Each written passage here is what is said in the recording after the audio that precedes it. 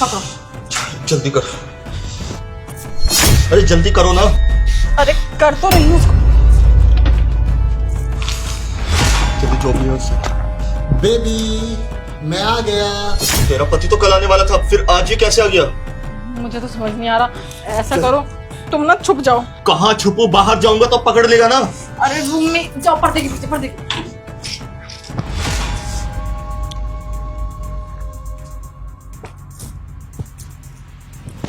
शताक्षी कहाँ हो यार? जब से घर में आया हूँ पूरे घर में तुम्हें ढूंढ रहा हूँ, मिल ही नहीं रही हो। तुम जल्दी कैसे आ गए? तुम तो कल आने वाले थे ना। सोचा तुम्हें सरप्राइज दे दूँ। ये मैं हमारे बेबी के लिए लेकर आया था। अब बेबी कैसा हमारा? परेशान तो नहीं करता तुम? ये बेबी को बहुत पसंद आएगा। और बेबी ना बिल्कुल तुम पे गया है। जितना परेशान तुम करते थे ना उतना ही परेशान करता है। अब तो किक भी मारने लगा है। साहब वो मेम साहब आपको धोखा दे रही हैं। इनके पेट में कोई बच्चा नहीं है और आपके पीछे से ना इनका बॉयफ्रेंड भी आता है। ये क्या बकवास कर रही हो? तेरा दिमाग तो खराब नहीं हो गया है? कुछ भी बोले जा रही है। उज्जवल झूठ बोल रही है ये। मैं बिल्कुल सच कह रही हूँ।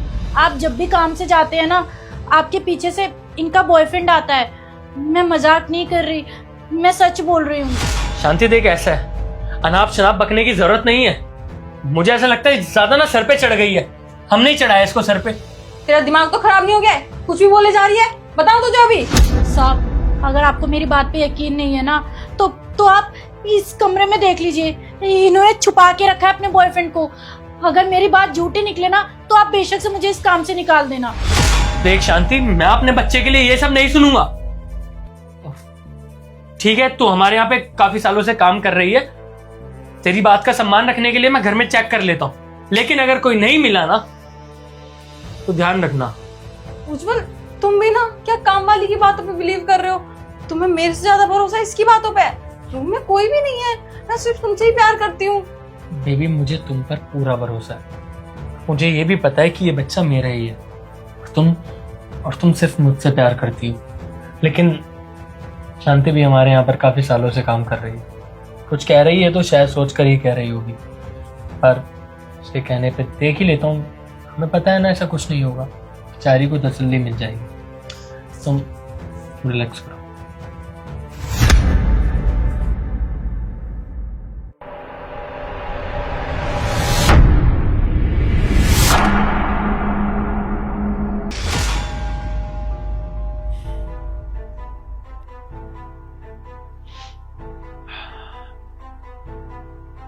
शांति, तेरे कहने से मैंने पूरे रूम में देख लिया और मुझे कोई भी नहीं मिला।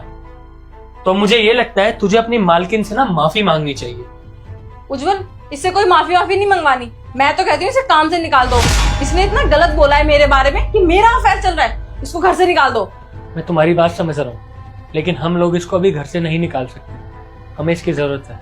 मेरे जाने के बाद तुम्हारा ध्यान रखने के लिए भी तो कोई होना चाहिए ना। तुम प्रेग्नेंट हो, बच्चे का भी ध्यान रखना है। अकेले कैसे करोगी मैनेज? जब बेबी की डिलीवरी हो जाएगी ना तो इसका हिसाब कर देंगे। तुम माफी मांगो। मेम साहब माफ कर दीजिए, शायद मुझे ही कोई गलतफहमी हो गई होगी। माफ कर दीजिए साहब। जाओ जाकर खाना बनाओ। फालतू की चीजों में काफी ध्यान रहता तुम्हारा।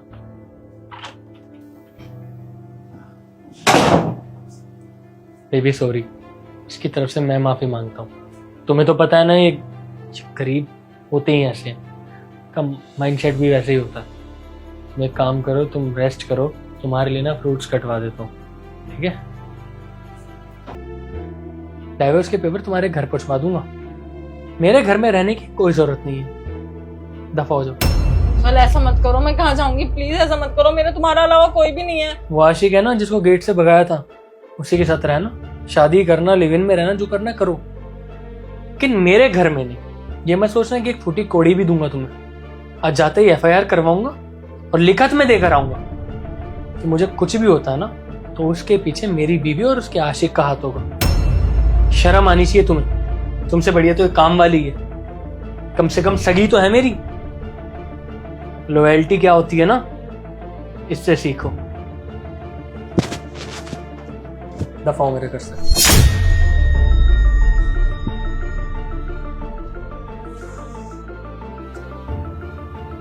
धन्यवाद शांति तेरा। तेरी वजह से आज मैं बर्बाद होने से बच गया। कोई बात नहीं साहब, आप माफ़ी मत मांगिए। और वैसे भी मेम साहब आपके लायक नहीं थी, आपको बहुत अच्छी लड़की मिलेगी।